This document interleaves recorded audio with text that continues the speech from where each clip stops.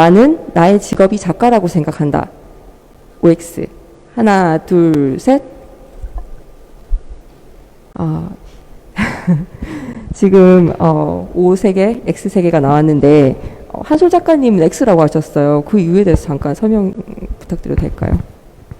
네, 모름지기, 보통 직업이란 거는 생계 유지를 위한 어떤 수단으로서 뭔가 벌이가 돼야 되는데, 지금 예술 활동으로 저는 미술시장 근처에도 못 가고 있기 때문에, 그래서 직업이라고 하기에는 좀 그런 것 같고, 정체성에 더 가깝다고 저는 생각을 해요. 네. 또 다른 분들은 어떻게 노수인 작가님 혹시 저랑 똑같이 X 하셨는데. 네네. X랑 O가 반반이어서 재밌네요. 저는 그 직업을 어떤 중요도에 따라서 분류하고 있진 않고요. 그러니까 우리가 뭐를 직업이라고 부를까에 대해서 혼자 이것저것 고민을 좀 많이 해보는 편이에요. 근데 저는 직업이라고 부르는 게 이걸로 수익이 창출되는지 여부를 따지는 거는 아니라고 생각을 했어요. 나는 직업으로 생각을 하시면 돈이 안 될 수도 있고, 근데 이거는 내 의지에 따라 결정되는 게 아니니까. 그래서 저는 수익 창출 여부보다는 수익을 목표로 하는지 그 의도에 따라서 좀 행위들을 카테고리로 나눠봤거든요. 그리고 저는 제가 작업하면서 수익이 나면 좋겠죠. 행복하겠지만 그걸 목표로 하고 있진 않기 때문에 제가 이걸 제 직업이라고 부르기에는 어렵겠다고 생각을 해요. 그래서 작업하는 시간을 정말 엄밀히 행위의 카테고리를 나눠서 생각을 하자면 저는 이거 취미활동이라고 생각을 하거든요. 근데 이 말이 되게 오해를 많이 받는 것 같아요. 그 취미는 좀 내가 중요한 거를 하고 나서 남는 시간에 하는 그냥 별로 안 중요한 해도 되고 안 해도 되는 여집합 정도로 많이 생각을 하시더라고요. 근데 저는 이게 중요도라기보다는 행위의 종류를 나눈 거기 때문에 작업이 취미인데 그냥 직업보다 취미가 좀 더 중요한 사람 있을 수 있잖아요. 저는 그게 저라고 생각을 해요. 그래서 저는 작가를 제 직업 타이틀로 생각하지는 않아요. 다른 작가님들도 답변 반반으로 해주셔서 좀 궁금한데요. 이번에는 O를 들어주신 누구였지? 팻말 다시 들어볼까요? 네, 문재영 작가님 어떻게 생각하세요? 저도 사실 작가라는 이름에 대해서 자연스럽게 받아들이게 된 지 얼마 안 된 것 같기도 한데, 사실 저도 제가 어떻게 불리고 싶은지가 좀 더 저 스스로 이걸 직업이라고 한다고 하는데 좀 더 중요한 것 같아요. 그래서 그런 측면에서 보자면 한솔 작가님이 말씀하신 어떤 정체성에 가까운 의미로 전 작가라고 스스로 직업을 소개하는데, 제가 농담 반 진담 반으로 저희는 직업이 있지만 직장은 없는 상태라고 늘 얘기를 하는데, 사실 제가 불리고 싶은 이름, 그리고 제가 가장 집중하고 싶은 일은 작업이고 작품을 만들어내는 일이니까 저는 스스로 작가라고 하고 싶네요. 네. 저랑 같이 오를 든 민지 작가님의 얘기도 좀 들어보고 싶어요, 저는. 네. 앞에 말씀해 주신 작가님들 말에 거의 동의를 하는데, 저는 직업이라고 생각하고, 전 항상 이 직업에 대한 구직중이라고 생각을 하고 있어요. 항상 직업을 잃어버리는 느낌이 들고, 또 다시 얻게 되는 느낌이 들고, 이런 계속해서 반복되는 순간이지 않나라는 생각을 계속하고 있습니다. 그러면 이제 권하영 작가님 얘기 한번 들어보겠습니다. 저 같은 경우에는 X를 들었는데요. 좀 다른 접근 방법인지는 잘 모르겠지만, 저희가 어디 관공서나 어딘가에 가면 이름 적는 칸과 직업을 적는 칸 굉장히 크기가 작잖아요. 근데 이름은 내 이름이 있으니까 권하영 이렇게 적는데, 직업을 적는 칸은 똑같이 이렇게 있는데 늘 그 앞에서 너무 많은 고민을 하는 걸 보면 이 작은 칸 안에 나는 왜 이렇게 오래 멈추어서 고민을 할까? 그리고 이 작은 칸 안에 왜 이렇게 나는 큰 고민이 여전할까? 그 고민이 아직도 멈추질 않는 걸 보면 제가 아직 작가가 아니어서 그런 게 아닐까라는 생각이 들어서 네, X를 들었습니다. 그럼 민혜 작가님. 네. 저는 O를 들었는데요.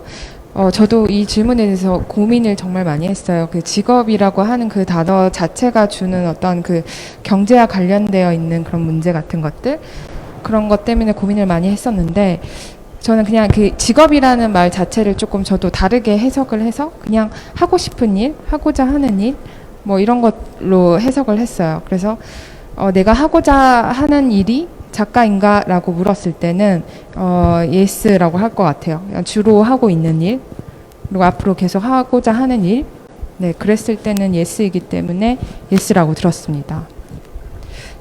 네, 모든 작가님들께서 아주 공평하게 질문에 대한 답을 해주셨는데 다음 질문으로 한번 넘어가 보도록 할게요. 나는 직업을 바꾸고 싶다고 생각한 적이 있다. OX 하나 둘 셋.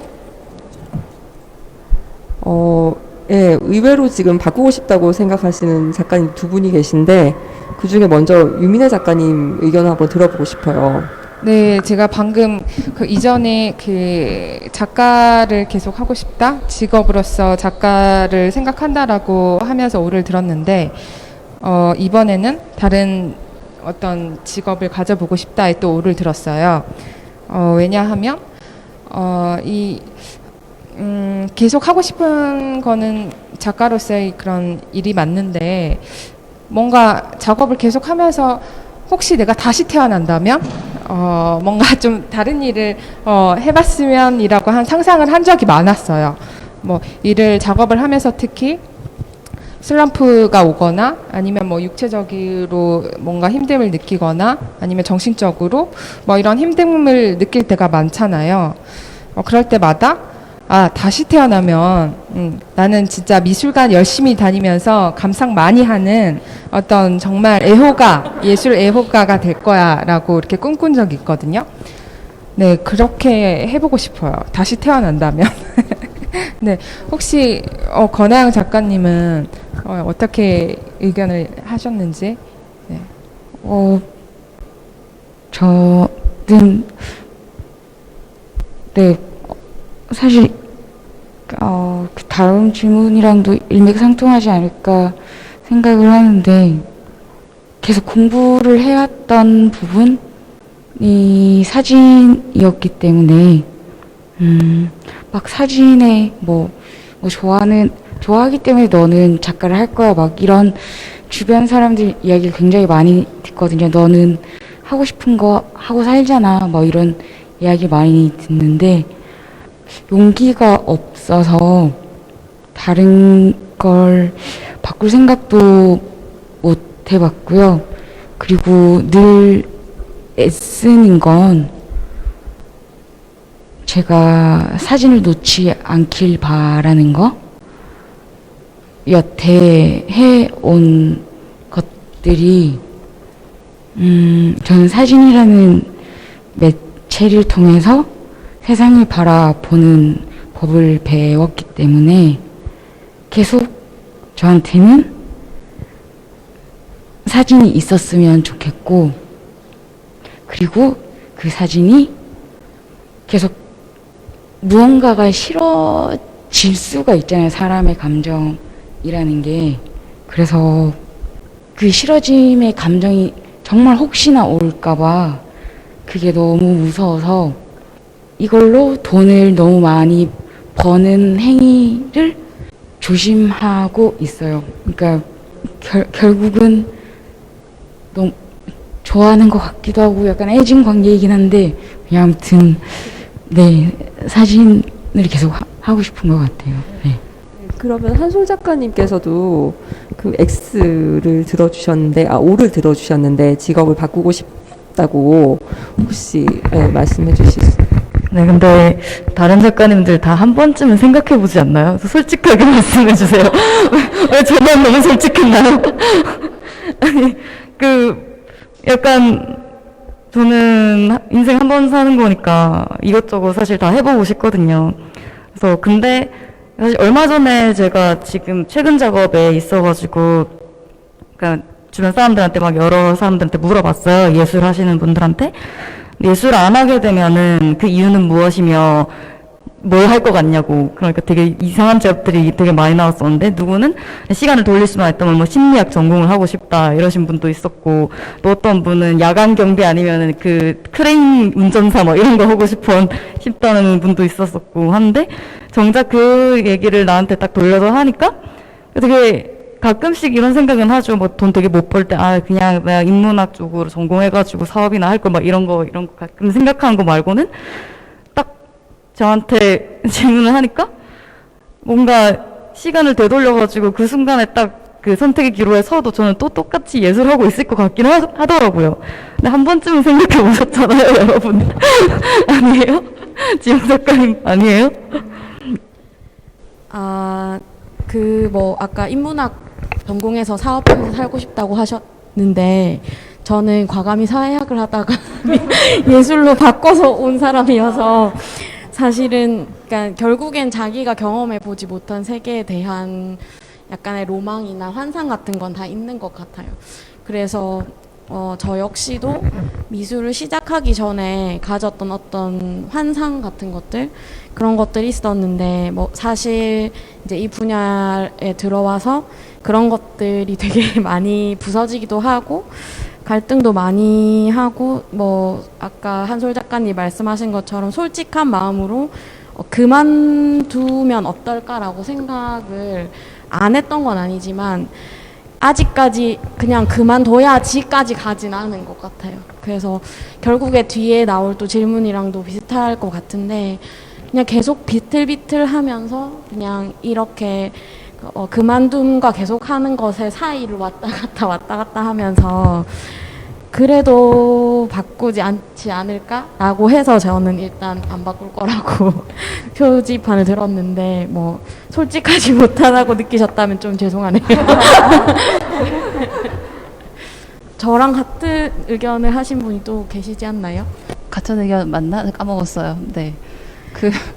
제가 질문 의도하고 너무 딴소리 할 것 같은데, 저는 작가가 직업이 아니에요. 그래서 지금 저의 직업 아무도 관심 없으시겠지만 학원 강사를 하고 있는데요. 이걸 바꾸고 싶은 마음이 없고요. 생각한 적 있다. 실제 직업을 하시는 분들이 들으면 너무 노발대발을 하실 것 같긴 하지만, 제가 사람하고 부대 끼는 거 싫어하거든요. 그래서 등대지기 같은 직업의 로망이 있기는 해요. 하지만 이걸 의도한 질문이 아니겠지?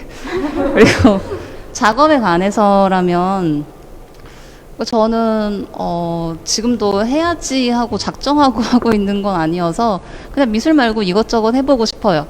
근데 이게 아마 질문에서 물어본 포인트일 것 같은데, 저는 다른 작업도 언제나 시간을 돌리지 않더라도 지금 당장이라도 해보고 싶다고 늘 생각을 하고 있어요. 네, 작가님들께서 지금 쭉 말씀하시는 걸 들으니까 지금 3번 질문이 크게 의미가 없게 느껴지긴 하는데 그래도 준비되어 있는 것이니까 하도록 하겠습니다. 나는 20년 후에도 지금처럼 작업을 하고 있을 것 같다. OX. 하나, 둘, 셋. 만장일치로 5가 나왔습니다. 뭐 종합하면은 이제 작가님들께서 가지시는 뭐 작가라는 것에 대한 직업으로서의 태도라든지 뭐 작업에 대한 임하는 태도라든지 그런 것들 볼 수 있었는데, 5 중에서 지금 하시고 싶은 말씀 있으신 분? 일단 질문이 20년 후에도 작업을 지금처럼 계속하고 있을 것 같다라는 거였는데, 엄밀히 말하면 20년 후에도 지금처럼 작업을 하고 싶다가 제가 좀 더 얘기하고 싶은 말인 것 같아요. 5를 들면서 생각했던 것들인데, 늘 이제 저희 작가들이 뭐 저만 그럴 수도 있겠지만 내년을 생각하고 뭐 5년 후를 생각하고 10년 후를 생각할 때 좀 보이지 않는 길을 가고 있다는 감정이 많이 들 것 같아요. 그래서 그랬을 때 사실 20년 후를 얘기한다는 것이 굉장히 막연하고 막막한 일일 수도 있지만 그럼에도 불구하고 제가 뭐 훌륭한 작가가 될지 뭐 어떤 작가가 될지는 전혀 모르겠으나 제가 좋아하고 제가 가장 사랑하는 이 일을 계속 할 수 있다면 좋지 않을까라고 생각합니다. 네. 다른 작가님 박수를 다른 작가님들 얘기도 좀 네, 듣고 저는 그 20년 후라고 하면 한 50대 정도의 나이가 되는 것 같은데 저 같은 경우는 20년 후에도 20년 후가 너무 기대가 되는 것 같아요. 뭐 예를 들어서 작업이라는 거는 저는 항상 시간이랑 같이 이렇게 간다고 생각을 하거든요. 쌓이고 쌓여서 조금 더 내가 좋은 작업을 할 수 있고 그러면서 내가 이걸 놓치지 않고 하고 있다면 조금의 어떤 깊이가 생길 수 있다고 생각을 하는데 그런 의미에서 20년 후가 진짜 기대가 되는 스스로한테 그런 생각을 하고 있어요.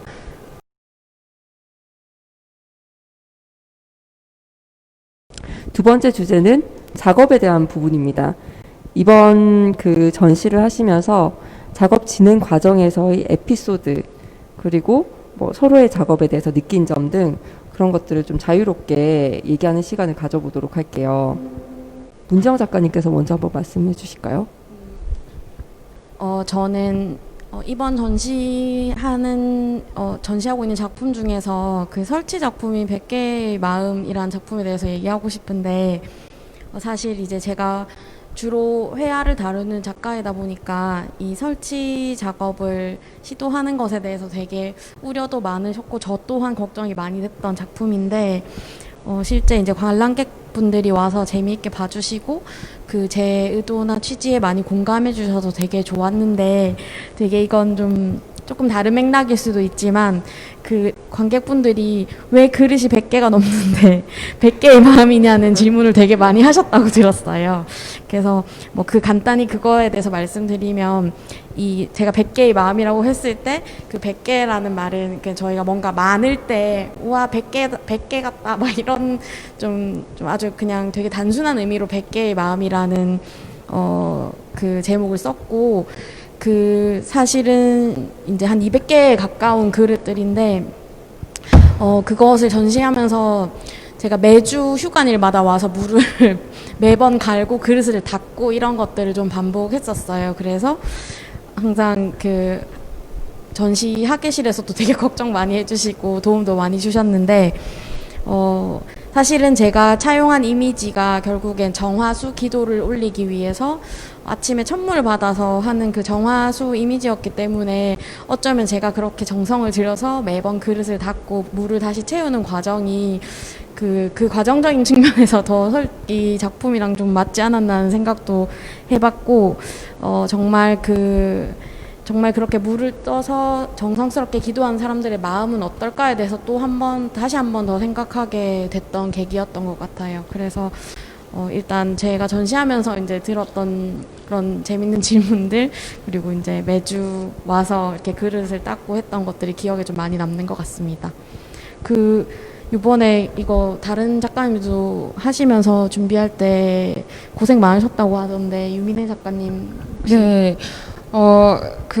저는 이번 작업을 진행하면서 두 가지 에피소드를 떠올릴 수 있을 것 같은데 일단 첫 번째는 그 작업 과정이 조금 변한 지점이 있었어요. 그 지점이 너무 재밌게 느껴졌는데 그게 뭐냐면 제가 이제 평소에 오브제라든지 어떤 그 가구 같은 것들 이런 것들을 재료를 많이 모으고 작업을 시작을 하는데 예전 같았으면 이렇게 길거리를 다니면서 쓰레기를 줍는다든지 아니면 뭔가 작업 재료상 같은 데를 열심히 뭐 한 몇 달을 막 돌아다녀야지 마음에 드는 거 하나를 이렇게 찾게 되고 이렇게 하는 건데 이제는 인터넷으로 그 당땡 마켓이라는 게 있어요. 거기서 그냥 앉아서 이렇게 재료를 막 이렇게 훑어볼 수 있는 거예요. 그래서 내가 이렇게 이제 막 몸으로 다니지 않아도 뭔가 인터넷으로 이렇게 내가 마음에 드는 어떤 재료 같은 것들을 찾아낼 수 있다? 뭐 이런 지점들이 흥미롭고 또 그런 판매자들과의 어떤 대화를 통해서 그분들이 자기가 정말 아끼는 분수대인데 그걸 정말 잘 써줬으면 좋겠어요라고 얘기를 할 때 뭔가 입양을 뭔가 저도 받는 듯한 느낌이었어요. 하나의 어떤 작업에 온다면 그게 하나의 어떤 생명력을 가진다라고 생각을 하는데 정말 어떤 생명력이 있는 애가 저한테로 오는 듯한 느낌? 그래서 더 이렇게 잘 보살펴 줘야겠다? 뭐 이런 마음을 했었고, 뭐 두 번째 에피소드라고 하면 아무래도 작가님들이랑 같이 작업하면서 좋았던 거가 조금 처음 저는 이렇게 다 만나 뵀거든요. 근데 다 다른 분야라든지 다른 어떤 그런 작업들을 저와는 조금 다른 색깔로 하시고 계시더라고요. 그 중에서 예를 들어서 권하영 작가님 같은 경우는 사진을 이렇게 하시는데 저희가 이렇게 작업 진행하고 있는 그 과정을 다 사진을 일일이 찍어 주셨어요. 그래서 이제 사진 선물이라고 이렇게 몰래 이렇게 수줍게 주시고 하셨는데 저는 지금도 저희 집에 이렇게 제일 좋은 공간에 딱 걸어뒀거든요. 그래서 작가님한테도 너무 감사하다고. 네. 그래서 아무래도 네, 작가님한테 이번 기회를 통해서 인사를 하면서 작가님의 얘기도 좀 더 듣고 싶어요. 어떻게 저희를 이렇게 찍고 기록을 하실 생각을 하셨는지. 사랑받고 싶었나 봐요, 아마. 네, 이게 제 식대로 농담한 거고요.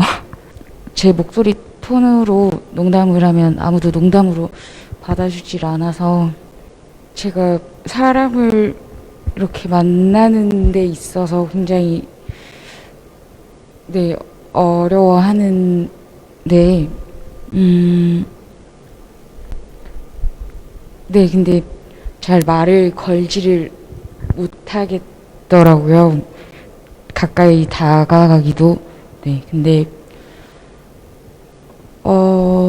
그때 설치 때문이었는지 미술관에 왔는데 이제 대충 상황을 보았을 때 어떤 분들이 작가님인 걸 알겠지만 제가 다가가서 인사를 드리기에는 네, 성격상 부끄러워서 못하겠고, 그래서 일단 그때 노수인 작가님과 문지영 작가님이 계셨는데 허락을 구하고 먼저 사진을 작업하고 계신 걸 찍어도 되겠냐고 여쭤봤는데 너무 쿨하게 찍어주세요 막. 근데 단 이쁘게 찍어야 돼요 이렇게 하시더라고요. 그때부터 긴장이 확 되더라고요. 이제 그때부터 아마 열심히 찍었던 것 같아요. 왜냐면 단 이쁘게 찍어야 된다 아니면 안 된다라고 명확하게 말씀을 해주셨거든요. 그래서 돈 받고 하는 알바보다 더 열심히 했고요. 근데 저는 사실 너무 좋았던 건 아까 작가님이 말씀하셨던 것처럼 저는 사진을 하는 사람들과 같이 작업을 해봤지 저도 다른 장르의 매체를 다루시는 이제 작가님들이랑 이렇게 작업하는 걸 처음 봤기 때문에 저는 사진가는 다른 말로 관찰자라고 생각을 하거든요. 근데 기다리는 시간이 사실 길었고 그동안 제가 이 시간을 제일 즐기면서 기다릴 수 있었던 것 같아요. 그걸 기록할 수 있었기 때문에. 그리고 설치하면서 큰 기쁨도 그게 아니었나 싶어요. 네. 다른 분들 또 나누고 싶으신 에피소드 있으신가요? 노수인 작가님. 저는 권하영 작가님이 말씀을 해주셔서 처음에 딱 만나는데 이렇게 쭈뼛쭈뼛 오셔서 사진을 찍어도 될까요? 라고 말을 하고 싶으신 것 같은데 굉장히 조심스러우신 거예요. 그래서 정말 제가 최대한 쿨하게 반응해서 저분의 마음을 풀어야겠다. 긴장을 풀어야겠다. 그래서 예쁜 것만 올리셔야 돼요. 라고 했는데 이렇게 주문이 되었어요. 긴장을 풀어주기 위해서. 그리고 저는 개인적으로는 설치하면서 생각나는 에피소드 뭐 특별한 건 없는데 제 작업 중에 모래를 좀 쌓아놓는 작업이 있어요. 근데 처음에는 공간에 들어오기 전에 이제 머릿속으로 시뮬레이션을 돌려보잖아요. 근데 모래가 한 이 정도쯤 필요하면 되겠지라고 양을 잡아야 되는데 좀 감이 안 오더라고요. 제 생각에는 모래를 꽤 주문했다고 생각을 했었는데 설치하고 나니까 얘를 살짝 기울기를 틀어주면 더 예쁠 것 같은 거예요. 해야죠, 뭐. 더 예쁠 것 같은데. 그래서 그 과정에서 중간에 설치 기간 동안 모래도 추가 주문하면서 설치하느라 조금 빠듯했었는데 그게 좀 기억에 남아요. 네, 그때 운송팀에서 그 모래를 옮기시면서 수레바퀴로 이렇게 옮기시면서 정말 얼굴이 흑빛이 되셨던 게 기억이 나요. 또 다른 에피소드 있으신가요? 하미지 작가님 혹시 작업하시면서 제가 이 질문에 대답할 게 제일 없었긴 한데 제가 설치도 엄청 빨리 다 끝났고 그렇다면 뭐가 제일 에피소드일까 생각해 봤을 때 아예 이 작가 선정되기 전에 화상으로 시작했다라는 그 자체만으로도 이 시작이 되게 에피소드 같다라는 생각을 금방 하게 되었어요. 한솔 작가님도 작업 과정이 되게 험난하셨다고 알고 있어요. 왜냐하면 처음 또 VR 진행해 보시고 새로운 거 시도 많이 하시면서 되게 고생하셨을 것 같은데 또 네, 제가 네. 하 기사님한테 가장 스트레스를 많이 준 사람인 것 같은데 정말 이 자리를 빌어 정말 죄송하다는 말씀을 입니다. 꽤 많이 바뀌었죠 중간에. 그리고 제 작업 중에 언엔딩이라고 끝이 없는 마라톤 트랙을 이제 분쇄한 작품으로 이렇게 그려놓은 게 있는데 그게 이제 관객들이 밟으면서 없어지게 만드는 게 목적이었어요. 근데 이거를 말씀드렸을 때 괜찮다고 하셨었는데 막상 이제 제가 막 모래를 그 가루를 쌓고 있는 걸 보니까 너무 이제 많이 쌓으니까 곤란하셔가지고 이건 몹시 곤란하다. 밟으면은 이제 미술관이 난장판 되지 않겠느냐 해서 이렇게 다 덜어내고 그리고 그거에 따라가지고 그 옆에 이제 그걸 그렸던 라인기랑 마라톤 트랙이라는 걸 좀 알려주고 싶어서 그 스타팅 블록을 이제 넣어놨는데 그게 검은색으로 칠해놨었어요. 그래서 전체적인 톤을 좀 까맣게 하고 싶어가지고 근데 이제 정말 미숙하게도 거기에 조명을 안 쳐놓으니까 사람들이 자꾸 걸려 넘어지는 거예요. 그래서 어떻게 하지 이러면서 이제 테이프도 붙여주시고 그러다가 결국 안 돼가지고 와가지고 스프레이를 칠했는데 제가 약간 좀 반짝거리는 게 싫으니까 태가 안 나잖아요. 그래서 이렇게 무광 스프레이를 샀어요. 근데 이게 초크 스프레이라고 돼 있는데 이 초크 스프레이가 진짜 초크인 줄 몰랐거든요. 근데 진짜 초크더라고요. 이 스프레이가 아니라 그냥 이렇게 쓱 딱 이렇게 쓱 내려가고 그래서 부랴부랴 또 가가지고 스프레이 또 사오고 해가지고 비 오는 날에 진짜 열심히 도색했었던 그런 기억이 있습니다. 감사합니다. 한솔 작가님 그 작업하시는 걸 쭉 보면서 되게 그냥 젊은 작가님의 전형이라고 생각이 되었던 게 근데 그렇게 험난한 과정 중에 항상 뭔가 파이팅이 넘치셨어요. 그래서 되게 이런 것이 이제 젊은 작가님들의 그런 패기구나 뭐 이런 걸 느낄 수가 있었습니다. 그래서 또 다른 뭐 에피소드 나누고 싶으신 것들 없으세요? 서로의 작업에 대해서는 어떠세요? 같이 전시를 진행했던 작가님들의 작업을 다 유심히 보고 했는데 그 중에서 저는 하민지 작가님의 작업을 두고 이야기할 수 있을 것 같아요. 좀 인상 깊게 봤던 지점이 그 강우병 사태 이후로 뭔가 그 동물이 처한 어떤 상황 같은 것들을 생각하시고 오늘 전시를 하신 어떤 부분은 인간도 그렇게 과연 좋다고 할 수 있을까? 뭐 이런 질문을 던지셨는데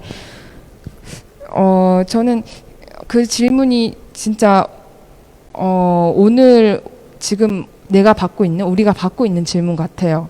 특히 이와 같은 어떤 상황들 뭐 이런 것들을 생각하면서 더 와닿았던 것 같은데 저는 지금 사회적 거리두기 하세요라고 하는 어떤 그 방송에서의 멘트 있잖아요.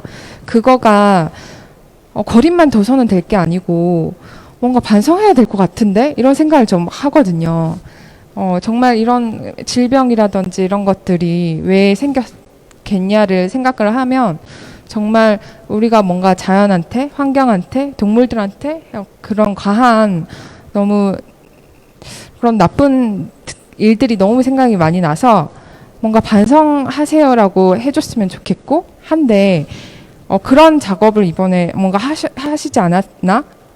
뭔가 우리로부터 하여금 조금 인간에 대해서 다시 한번 생각해 보라고 메시지 던지는 어떤 작품? 그런 점에서 좀 의미가 있다고 생각이 돼서 네, 작가님의 작업을 이야기를 했고요. 지영 작가님은 혹시 어떤 좀 다른 작가님의 작품에서 인상받았던 그런 게 없을까요? 일단 뭐 저희 지금 이제 6명의 작가분들이 다 각자 되게 동시대를 살아가고 있는 젊은 여성 작가로서 어떤 고민하고 있는 지점들에서 되게 다양한 색깔들을 가지고 있고 매체적으로도 그렇고 뭐 어떤 이야기도 그렇고 그럼에도 불구하고 뭔가 좀 엮일 수 있는 그런 지점이 있다는 게 되게 신기했고 그런 의미에서 우리가 되게 같은 지금 이 시대를 좀 함께 견디고 겪고 있는 동지 의식이라고 해야 될까요? 그런 것들이 많이 들었어요. 그래서 어떤 저 혼자만의 고민이 아니라 옆에서 같이 이렇게 그 같은 현장에서 고민해주고 있는 사람들이 이렇게 많고 또 그들이 자신들만의 언어로 대단히 힘있게 이 얘기들을 하고 있다는 부분에서 용기가 많이 됐던 것 같고 또 뭐 사실 뭐 일일이 다 호명하지는 않지만 제 마음은 다 아실 거라고 생각을 하고 또 스스로를 한번 점검해 보는 시간이기도 했어요. 그러니까 제 또래라고 말하기엔 좀 나이 차이가 있긴 한데 이렇게 다른 작가님들이 어떤 고민을 하시는지를 좀 더 가까이에서 볼 수 있었고 또 한 가지 좋았던 게 그 휴관일에 각자 와서 이제 자기의 전시장을 좀 정비하는 시간에 한 번씩 이렇게 마주치거나 만났을 때 그 순간들이 좀 전 좋았던 것 같아요. 되게 힘이 많이 되고 막 민혜 작가님도 제 물 가는 것 같이 도와주시고 한솔 작가님 초코 뿌리고 있고 막 이제 그런 것들을 결국엔 우리가 젊은 작가기 때문에 또 이렇게 애정을 가지고 자기 작업에 대해서 돌보고 신경 쓰고 전시가 이어지는 와중에도 그런 어떤 동지를 만난 것 같아서 너무 반갑고 좋았었어요. 네.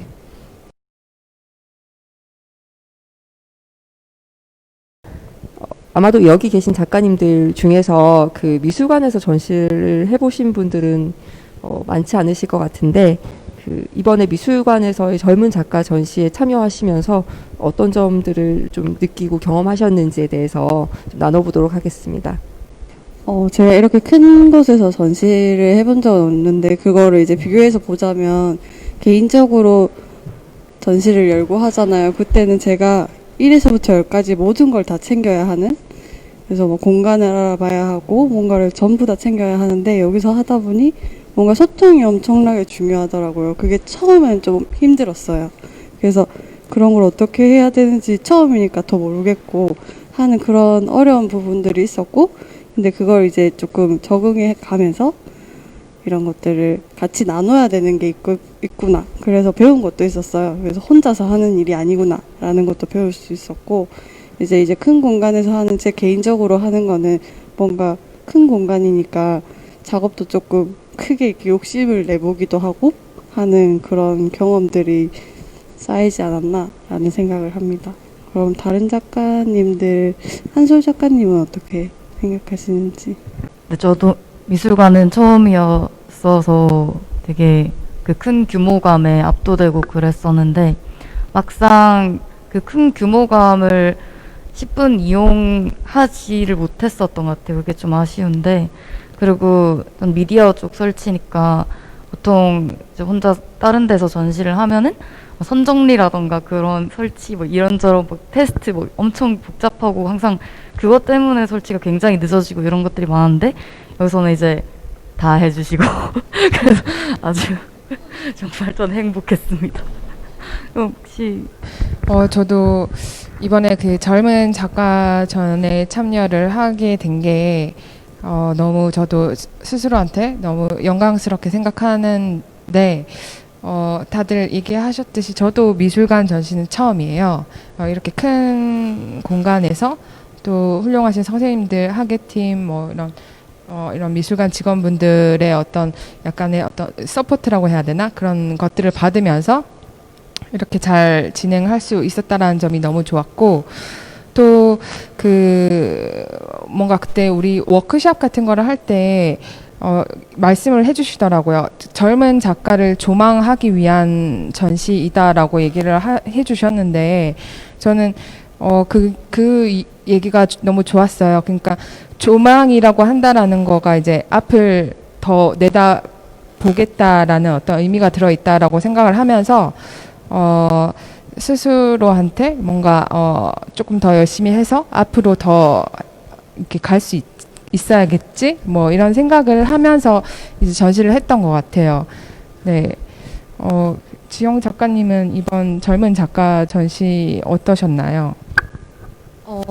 사실 이제 저희 같은 거의 초보 신진 작가가 미술관이라는 곳에서 이런 지원을 받아서 전시하는 일 자체가 사실 되게 큰 기회였는데, 되게 그 기회가 되게 부담도 많이 되고, 뭔가 잘 하고 싶은 마음에 오히려 좀 그르치기도 하고, 여러 가지 경험치들이 많이 생겼던 것 같고, 뭐 앞서 작가님들이 말씀하셨던 것처럼 저도 비슷한 생각인데, 저는 이제 제 작품을 봐주시는 관객분들에 대해서 이제 얘기하고 싶은 게, 그러니까 그냥 제가 밖에서 제가 꾸려서 개인전을 하거나 할 때는 사실 이제 오시는 관객들의 뭐 수적인 측면 혹은 이제 범위에서 저를 아시거나, 그러니까 제 주변 사람들이 많이 오게 마련인데, 이제 여기 전시장에 이렇게 하루 종일 나와 있으면 정말 이렇게 제가 한 번도 만나보지 못한 다양한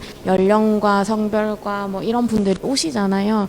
그래서 되게 그런 분들의 다양한 반응이나 생각들을 좀 직접 들을 수 있어서 좀 저한테는 좀 색다른 경험이었어요. 그러니까 작가가 의뢰 미술계의 전문가들 혹은 좀 이렇게 평론하시는 분들이나 소위 말하는 여기 선수들 사이에서의 평가를 되게 중요하게도 생각하지만, 사실 그 그림을 사랑하는 많은 사람들이 없다면 저희가 존재할 이유도 저는 없다고 생각하거든요. 그래서 그런 부분에서 미술관 전시가 또 한 번 제 어떤 생각이나 관점을 좀 다르게 잡아준 것 같아서 되게 좋았습니다. 네. 이번 전신 특히 이제 평론가와 1대1로 매칭을 해서 멘토링도 진행하고 비평 글도 받는 그런 저희 미술관 입장에서 굉장히 야심차게 새로운 시도를 한 셈인데, 그런 점들은 어떻게 느끼셨어요? 그 권하유 작가님 한번 말씀해 주시겠어요? 조금 과장되게 말을 하자면 거의 이번 전시를 통해서 가장 크게 얻게 된 2시간이 막 그 비평가이자 멘토였던 박지수 편집장님과의 시간이지 않았나 싶은데요. 사실 그 2시간의 시간과 그 플러스 알파인 것 같은데, 이제 서울에 계시다 보니까 저와 이제 대화를 나누고, 이제 서울로 당일 이제 댁으로 가셨고, 이제 밤 11시 반에 늦었지만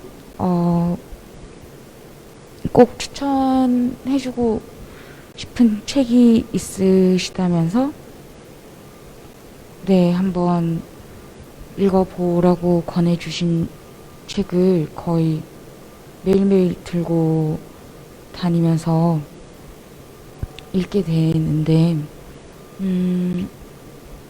그냥 그분과의 그 시간들이 약간 다독여주는 것 같더라고요. 그렇다고 해서 이렇게 막 잘했어 이게 아니라, 제가 적당한 비유인지 아닌지 모르겠지만, 이건 뭐 중국 마사지도 아니고 태국 마사지도 아니고 이게 무슨 마사지인지 알 수 없지만 너무 아픈데 너무 시원해서 또 받고 싶은, 그리고 분명 내가 알고 있었던 내 모습이지만 제가 외면했던 것 같아요. 이렇게 하면 안 되는데 내가 배운 게 그거밖에 없으니까 난 항상 이 길로만 가야 돼라고 했었는데 네 길은 여기도 있고 저기도 있고 뒤돌아가도 돼 라고 시야를 넓혀준, 그러니까 제 주제가 혹은 부제나 다름 없는 게 경로를 이탈하였습니다인데 저와 대화를 나누시면서 그러시더라고요.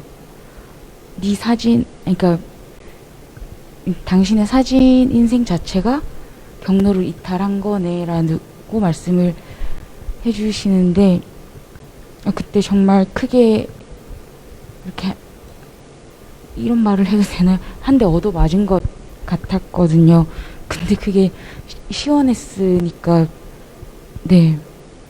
그리고 사실 이제 이야기를 나눈 것 중에 거의 8할, 9할이 이번 전시를 위한 멘토의 어떤 이야기가 아니라 제가 작업자로서 어떻게 살아가야 할지 실질적인 도움과 어떤 방향 제시를 굉장히 많이 해주셨기 때문에 저는 너무너무 감사해서 그 책을 뭐 언젠가는 안 들고 다닐 날이 있겠지만 아직까지는 계속 들고 다니면서 읽게 되는 것 같아요. 네. 이게 있으시죠? 저는 안소연 선생님이 저희 글을 써주셨는데, 저는 너무 좋았어요. 네, 너무 좋아서, 선생님한테도 좀 표현을 하기도 했지만, 너무 좋아서, 작가는 작업을 하는 사람이잖아요. 글을 쓰는 사람은 아니라고 생각을 하는데, 그래도 작업을 하면서 내가 언어로서 정말 표현하고 싶은 것들이 너무 많잖아요. 그 안에 너무 많은 이야기들이 있는데 그래도 나는 작가이기 때문에 작업 안에 있어서 그걸 좀 다 보지 못할 때가 있어요. 근데 나를 바깥에서 이 사람은 이런 작업을 하는 사람이야 라고 정말 분석적으로 정말 잘 설명을 해줄 수 있는 그런 사람, 비평가, 그리고 그걸 너무 잘 봐주셨던 안소연 선생님. 네, 그러면서 정말 저는 너무 좋은 글을 받았다라는 생각을 하고 있어요. 선물을 받았다. 네. 지영 작가님도 또 어떤 저는 안소연 선생님한테 비평을 받았는데 선생님은 또 이름이 비슷하신 또 안소현 선생님한테 글을 받으셨는데 어떠셨어요? 저 같은 경우는 이제 제가 부산 지역에서 계속 활동을 해왔고, 뭐 아마도 서울 지역에선 저를 아시는 분이 거의 없을 테고, 그래서 저 평론 맡아주신 선생님 역시 뭐 저를 거의 처음 보셨을 거라고 생각을 하는데요. 되게 이제 제가 좀 다른 멘토링이나 다른 어떤 인큐베이팅 과정에서 느끼지 못했던 것은 이제 저를 좀 저의 성장 과정이랄까요? 그걸 좀 지켜와 보신 분들이 해주시는 얘기랑 약간은 좀 거리를 둔 상태에서 저의 어떤 포트폴리오나 이런 것들을 보고 얘기를 해주셔서 그런 건지, 뭐 어떤 지역적인 차이인 건지 정확히 알 수는 없으나 좀 다른 지점들, 제가 작업에서 고민하고 있는 좀 다른 지점들을 좀 건드려 주셔서 생각할 시간을 많이 갖게 됐던 것 같고, 또 그런 준비 과정에서 사실 그렇게 정성 들여서 제 작업에 대해서 고민하고 생각해 주신 선생님을 좀 많이 본 적이 없어서 뭐 그래서 되게 좀 감사했던 시간이었던 것 같았어요. 그리고 네, 그렇습니다. 네. 저는 멘토링 글도 너무 좋았는데 사실 글이 나오는 인터뷰 과정이 너무 재밌었거든요. 그러니까 글은 글에 논지가 있고 기승전결이 있고 그 논지에 관한 이야기를 하는 거고 이제 곁가지 이야기들은 좀 이렇게 쳐내면서 글을 다듬잖아요. 근데 사실 그 다듬어지는 과정에 누락된 이야기들 중에 재밌는 그 이야기라고 하기엔 애매하지만 좀 재밌는 단어 같은 것들, 이렇게 흥미로운 단어들이 꽤 있었는데 이렇게 글을 받았을 때는 누락되지만 얘기를 할 때 이제 그거에 관해서 잡담도 하고 할 수 있잖아요. 그래서 저는 그냥 평론 글을 딱 받는 것보다는 그 과정에서 좀 편하게 얘기할 수 있었던 시간이 되게 재밌었던 것 같아요.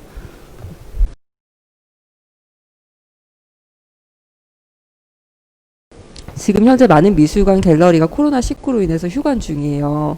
저희도 지금 뭐 인원으로 따지면 수십 명의 사람들이 이 전시에 투입되어서 이제 최고의 결과물을 만들어내기 위해서 막 노력을 했던 그런 시간들을 떠올려 보면 지금 이렇게 휴관을 하고 있는 상태가 굉장히 안타까운데, 무엇보다 지금 작가님들께서 가장 안타까우실 것 같아요.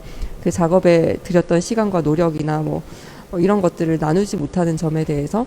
그런 점에서 봤을 때 이러한 시기에 작가님들의 작업이 가지는 의미는 무엇일지, 그리고 앞으로 미술이 어떤 방향으로 나아갈 것 같은지, 뭐 이런 것들에 대해서 좀 자유롭게 얘기를 나눠보도록 하겠습니다.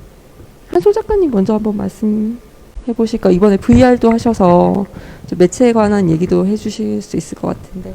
네, 코로나 때문에 여러 미술관과 그리고 지금 뭐 재단이라던가 뭐 문예위라던가 여러 곳에서 그 뭐 방송 스트리밍 플랫폼 이런 것들에 대해 가지고 되게 많은 시도들을 하고 있는데, 사실 그런 언택트 그리고 뭔가 네트워크로 연결되는 디지털적인 플랫폼을 사용을 하는 게 굉장히 빨리 왔다고 생각해요. 코로나 때문에. 그러니까 제가 생각하는 방향은 언젠가 그렇게 될 것이라고 생각했고, 그것 때문에 미술관은 조금 더 다른 역할에 주목을 해야 되지 않을까 생각을 하는 와중이었었는데, 네, 그래서 저희 이 시대에 지금 저희 작품의 의미라고 한다고 하면은 그거는 그 작품 나름대로의 의미가 있겠는데, 뭐 어떻게 나가야 될지라는 생각을 한다면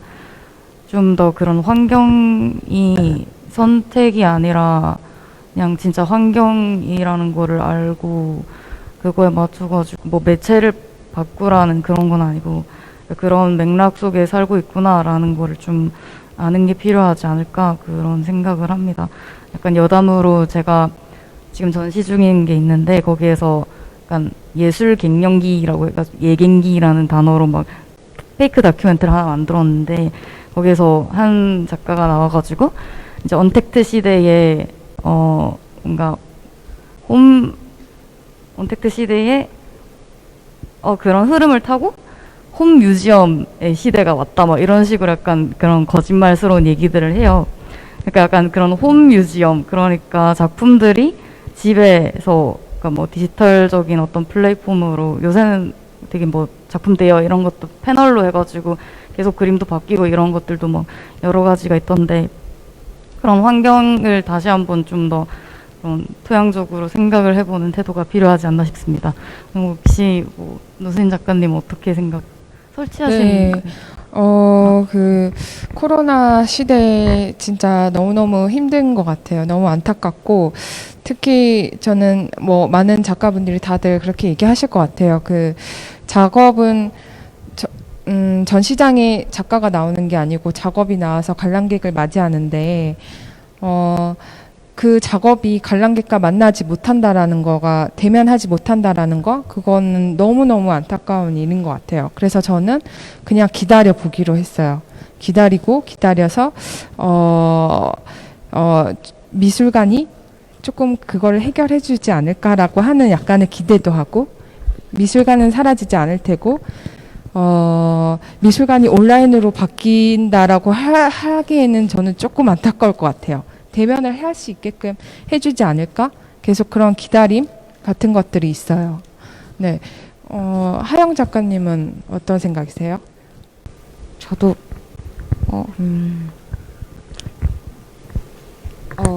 유민희 작가님과 같은 의견을 바라고 있고 바래도 근데 또 한편으로는 요즘과 같은 때에 바란다고 기다린다고 정말 가능한 걸까라는 생각. 사실 제가 이번 작업을 캔버스 지에 프린트를 했었는데 저의 의도는 관객들이 사실 만져보길 바랬는데 이제 설치가 안정적으로 되지 못하다 보니까 만졌을 때 위험이 따르기 때문에 이제 만지질 못했는데 사람들이 사진인지 그림인지 궁금하셔가지고 오래도록 머물면서 이렇게 결국엔 이제 시각적으로 보지 못했을 때는 이제 촉감으로 알기 위해서 손을 가져다 대시더라고요. 근데 저는 그 관객이 보고 갔는지 아닌지 당신의 촉감들이 모여 흔적을 남기면 제가 그걸 알 수 있기 때문에 그게 바래지길 바랬거든요. 그리고 아무리 저희가 도록에 뭐 몇 센치짜리 이렇게 뭐 사진이 있다고 해도 실제로 와서 봤을 때 그 느낌은 저는 온전히 전해지지 않는다라고 생각을 하기 때문에 근데 사실 이런 부분이 정말 말처럼 이렇게까지나 빨리 올 줄 몰랐고 그리고 이 상황이 반복될 줄 몰랐거든요. 당연히 나아질 줄 알았지. 그래서 지금은 바라는 것밖에는 방법이 없는 것 같아요. 아무리 시각 예술이라는 부분이 온라인으로 전해질 수 있다라고 해도 저는 빠르게 그 언택트 방법으로 시각 예술이 변화하는 것보다는 저는 여전히 시간성을 담는 약간 역행하는 아날로그를 쫓는 사람이기 때문에 그냥 저는 바라면서 기다리는 걸 생각하고 있는 것 같아요.